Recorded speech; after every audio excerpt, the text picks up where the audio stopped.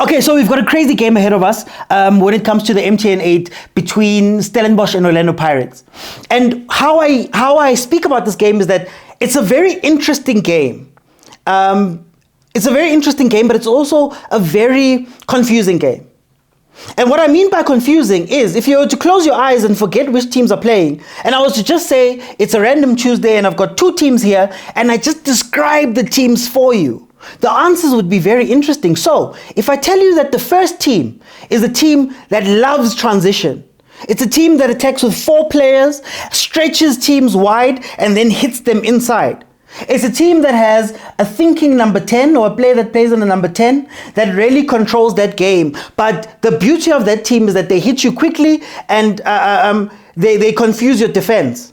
And I also tell you that that team has the ability to beat a team like Cape Town City 3-0, but also has the ability to lose to Golden Arrows or draw to Richards Bay on a random game. Everybody would say that that's Jose's Orlando Pirates. Everything fits. But no, that's Stellenbosch.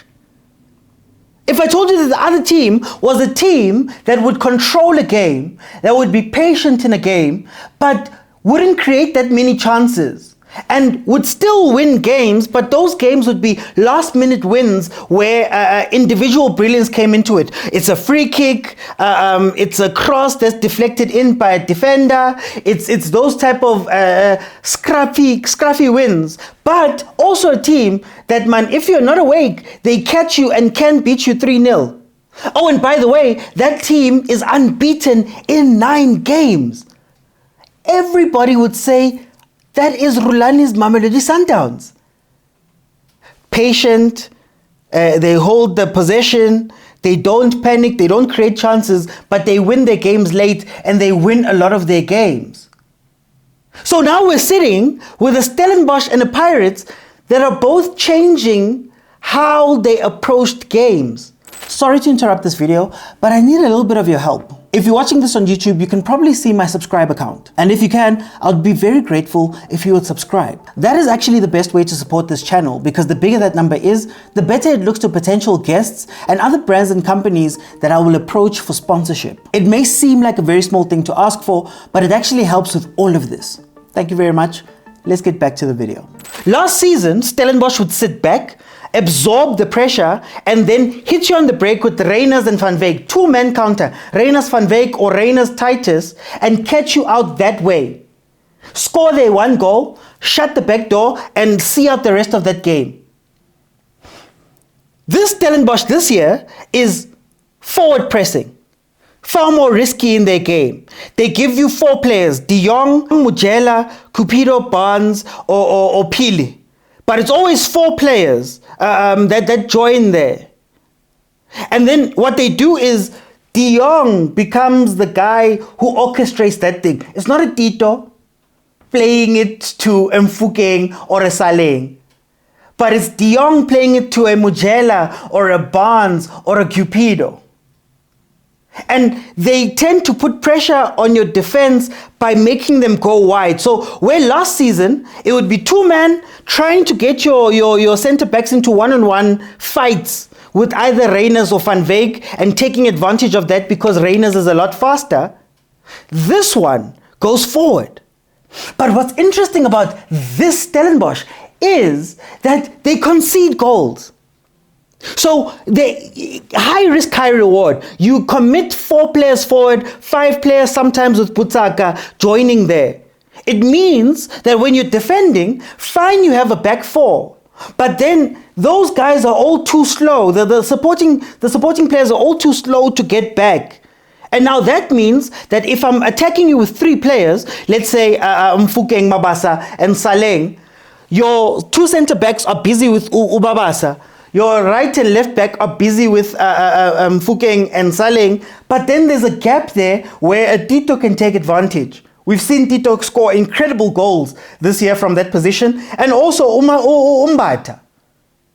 And that is where the weakness of Stellenbosch comes in, where their games are up and down. It's either it's incredible, or it's either they don't show up, or they get beaten easily. You think about the 2-0 win that Golden Arrows got over them.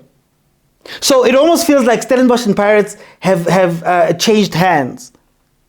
When you look at a Pirates, on the other hand, part of their weaknesses this season is where Tito and Mfukeng and Saleng were very active because they were winning balls and playing them quickly and trying to catch you off guard, meaning that Mfukeng would take balls and be in one-on-one situations with a defense that's retreating. You'd see Saleng taking advantage of the spaces in behind defenses. Now, because they build up so slowly, you lose those players, those effective players that they had from last season. And a lot of the time they're quiet for the whole game, where now a Dlamini or a Mbata or a Mahopa has to step in and win those games for the Pirates. So on Pirates' side, the weakness is you're eliminating your most creative, influential players. But then what's happening is, at the back, you also can't trust that your defense will be fine. If you think about that RKO, that Sesane hit on the Richards Bay player, it was because Pirates also tends to risk. Two centre-backs, but what they do is they push Hotto up and they push Van Rooyen up. The nice thing about Van Rooyen is that he's got pace enough to come back and cover. But Pirates doesn't have Van Rooyen for this game. Van Rooyen is cup-tied and will be in the stands, which means Monyane is going to have to come in. And Jose Rivero is going to have to decide whether he's going to respect Stellenbosch and say, guys, flat 4, we're not going forward. We're not pushing. And you see how quickly Stellenbosch transitions. I don't think Monyane has the pace to keep up with that transition. I don't think Hotto has the ability to defend so well on that side, to hold that side, the right-hand side, and just the pure pace of the middle, right? With Nda and Sesane, they're not the fastest players. So if you can catch them off, you can actually win this game. So Pirates has to decide whether they're going to say, Yazin guys, we're essentially going to play a back 4, back 5, but the back 4 will be Monyane or Hotto, you guys can go up, but Makaula, you have to be ready to jump inside and stay in the 4. Or we play a back 5 where Makaula is shielding the defense, maybe keeping De Jong busy, and the rest of the players are just keeping discipline. They can't play a high line in this game. But then attacking-wise, there's also a decision to be made. That, guys, we've been playing slow for the past 9 games, and we haven't been as explosive as we normally are. But because Stellenbosch sends so many people forward, we might have the chance to catch them on a counter. We might have the chance to do the things that we did so well last year in the finals, in the games, where we now overwhelm them ourselves. With Utito, with Mfukeng, with Mabasa, with Saleng. We might even see Mahopa coming into this game if they're going to respect them.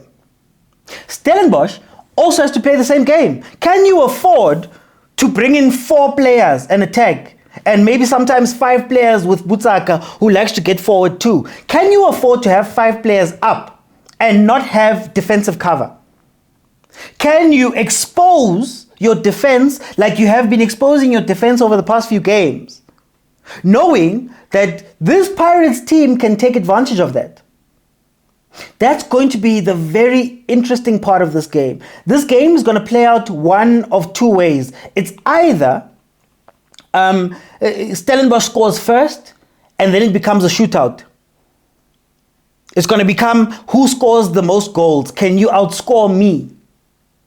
Or it's going to be a game that is decided very late. It's going to be a game where both teams come out and maybe they're not as adventurous, they're not as forward moving as they normally are, and they say, no, we don't want to make the mistake. And it comes time towards the end of the game where somebody has to take the initiative and play, and maybe you see a Pirates start playing, which awakens a Stellenbosch. But I am similar in my thinking to the bookies. The bookies are giving this game to Orlando Pirates by almost 4 times the odds. They're saying that Orlando Pirates is going to be the winners of this one easily. Now, where I agree that it's going to be an Orlando Pirates win, I don't think it will be easy. I'm predicting a 2-1 win for the Orlando Pirates. That's what I'm predicting here.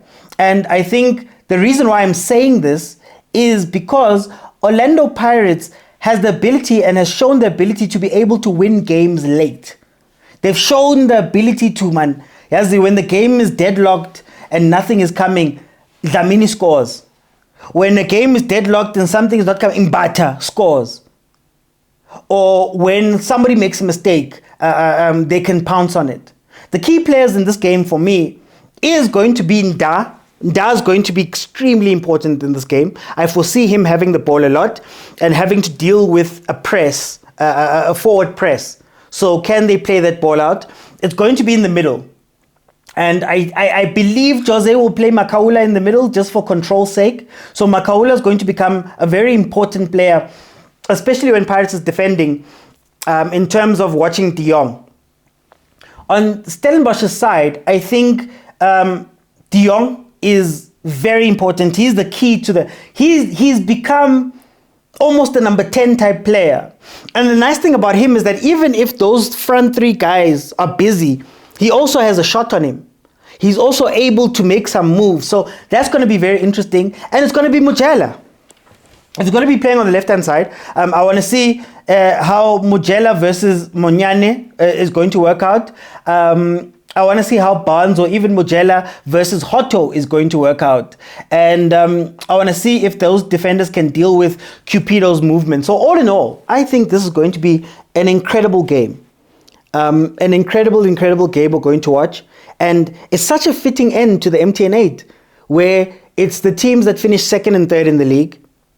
It's the only teams to win domestic trophies last year, the domestic cups last year, with Pirates taking MTN 8 and Nedbank Cup, and Stellenbosch winning their first trophy with the Carling knockout. I think it's the creme de la creme. It's the teams that are playing in Africa. So I love that this is how the game ended out. This is how this tournament ended up. And I think a win for Stellenbosch would be incredible to be able to get their second trophy in consecutive years. And for Pirates, a win would cement themselves as top 8, as the Cup Kings of South Africa right now, where they will have won 5 trophies in 3 years, and they still have to go play Nedbank and Carling knockout. I think a win for Orlando Pirates gives them motivation and power to go face the rest of the season, because this Pirates team is under pressure. A lot is being expected from Jose Rivero and his Pirates team in terms of them going out and winning the league. A lot of Pirates fans are talking about the league. They're going to be playing in the Champions League too. I think you'd want them to go, at least to the quarters or the semi-finals of the Champions League if they can. So I think an early win lets them, rest their minds and focus on playing, rest their minds, give them that early confidence for them to win. And it would be very good if they got that early confidence playing the way they've been playing. Because as I've always said, Pirates' weakness is the games that don't mean anything. And up to this point, they've been able to win games, ugly, scrappy, last minute. And that's how you win a league. So it might give them that confidence. When it comes to Stellenbosch, I think an MTN 8 win for them would boost their season. I think it would make them believe that maybe they could finish second. I mean, they only lost out on it. Literally, I believe it was on goal difference. So maybe they could take a step forward. Maybe they go into the CAF Confed Cup and they perform even better. That boost that you get. Losing it for Stellenbosch, I don't think it has that much of a repercussion for them, seeing as I don't think the expectation is for them to go out and win all of these trophies and do all of those big team things.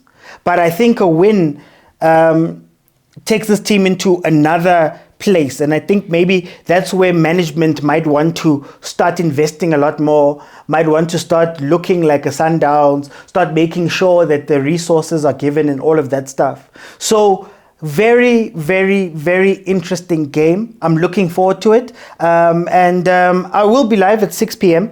tomorrow on TikTok and YouTube during the game for a watch along. So join me. You'll be able to jump in and have conversations with me about what we're going to see there. Thank you guys for joining me. I'll see you guys tomorrow.